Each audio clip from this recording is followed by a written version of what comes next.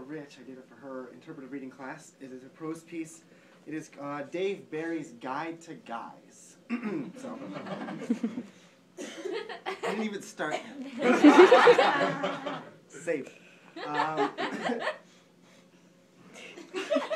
She's like the clapper, you know, when you pay to clap when you're not doing it all. She's going to be my laugher when nothing's really funny. I love it. I should pay her. Okay, so, excuse me. So, contrary to what many women believe, it's fairly easy to develop a long-term, intimate, and mutually fulfilling relationship with a guy. Now, of course, this guy has to be a Labrador Retriever. With human guys, it's extremely difficult. This is because guys don't really understand what women mean by the term relationship. Okay, so let's say a guy named Roger is attracted to a woman named Elaine. He asks her out to a movie, she accepts, they have a fantastic night. A few nights later, they go out to dinner, and again, they enjoy themselves. They continue to see one another until they're seeing no one for a few months. And then, one evening, while they're driving home, a thought occurs to Elaine. And without really thinking, she goes ahead and said, "Do you realize that as of tonight, we've been seeing each other for exactly 6 months?" There's a very long silence in the car, and to Elaine, this silence is very, very loud. And she thinks to herself, geez, I wonder if it bothers him that I said that. Maybe he's been feeling confined by our relationship. Maybe he thinks I'm trying to push him into some kind of obligation that he doesn't even want. Now, Roger, on the other hand, is thinking, gosh, 6 months?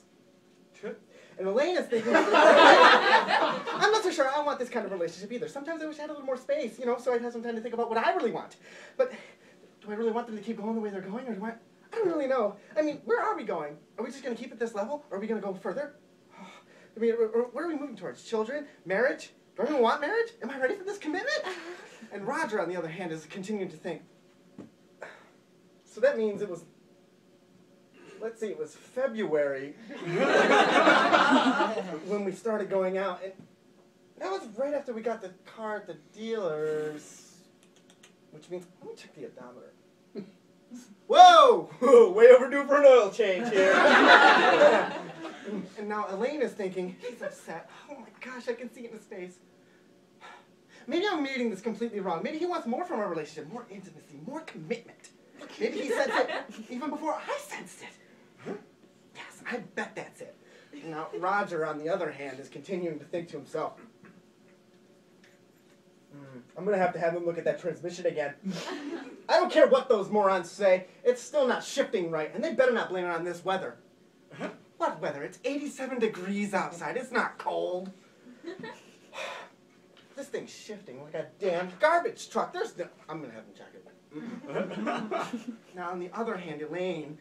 Oh, God, look at him. He's so angry. I don't even blame him. I'd be angry, too. Oh, my God. I feel so guilty putting him through this. I can't help the way I feel. You guys know what I'm saying, right? Roger's thinking they'll probably just say it was a 90-day warranty or something stupid like that. Elaine continues. Maybe I'm just too idealistic.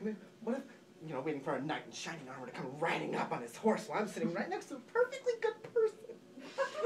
I enjoy being with him, and he's such a good person, and he seems to really care about me. No, Roger, warranty? They want a warranty? I'll give him a warranty and stick it right up there. Roger? No. Yes? What? Oh, please don't torture yourself like this, she said, staring with her eyes beginning to brim with tears. I'm such a fool. I mean, I know there's no knight shining armor. I know there's no horse. There's no horse? You feel a fool, don't you? No, says Roger, finally knowing the right answer. It's just that I think I just need some time. This is a long pause for Roger. He doesn't really know what to say. Finally, he comes up with what he thinks might be the right answer. Yes. Oh, Roger, do you really feel that way? What way? The way about time. Oh, Yeah. Yeah. Elaine turns to him and faces him, and she's starting to brim up because she doesn't really know what to say next, and Roger's getting really nervous because he doesn't know what she's going to say next. Finally, Elaine breaks the awkward silence. Thank you, Roger.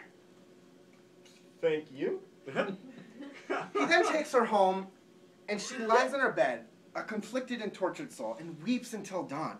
Whereas Roger gets back to his place, opens a bag of Doritos, turns on a rerun of a tennis match, and thinks about what he might want to do tomorrow morning for breakfast.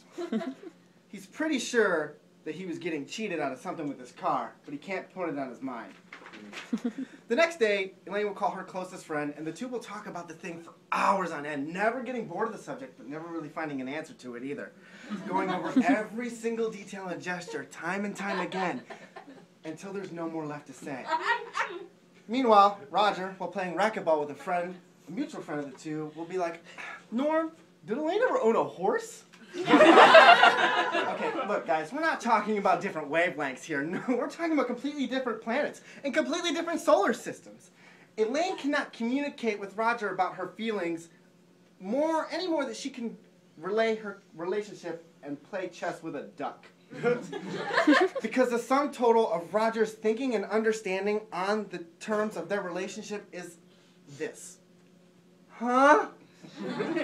But the point I'm trying to make here, folks, is that if you're a woman and you want a guy to have a successful relationship with a guy, the number one thing you need to remember is this. Never assume that the man knows you and he have a relationship.